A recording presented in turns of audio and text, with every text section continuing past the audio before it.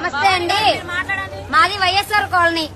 YSR colony అంతా మునిగిపోతుంది. ఏదో చిన్న క్యాన్వాస్ చేసినట్టుగా ఓ సైకిల్ మీద ఒక మైక్ ఇచ్చి అప్పటికప్పుడు చెప్పారు. ఏంటి ఆ చెప్పేది ఏదో గట్టిగా అందరికి చెప్తే సర్దుకుంటారు. పూర్తిగా కాలనీలో కింద హౌసెస్ జిఎఫ్ లో ఉన్న ఇళ్లన్నీ నాశనం అయిపోయినాయి. దీనికి నష్టపరిహారం ఏంటో కూడా తెలియదు.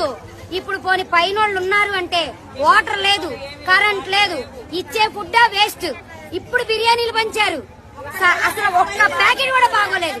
మా చేత్తో మేమే ఒక బస్తా తీసుకున్నాం. 4 ప్యాకెట్లు బాగుంటే 10 ప్యాకెట్లు పోయినాయి. వాసన వచ్చేస్తున్నాయి. అవి పిల్లలకు పెట్టాలా, మేం తినాలా?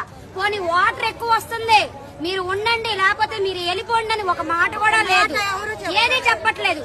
జాగ్రత్తగా ఉండండి, మీకు అది వస్తుందని చెప్తున్నారు. వెళ్ళిపోవాలా ఉండాలా? ఉంటే ఏంటి? పోనీ ఒకవేళ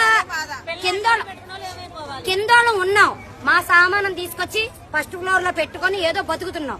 దానికి తోడు ఇదే సందు దొరికినట్టు పోసుకుపోతున్నాడు. నైట్ నిద్ర ఉండదు, దొంగలకు కాపలా కూర్చోవాలి. పగలేమో ఈ వరద, నైట్ ఏమో దొంగలకు కాపలా.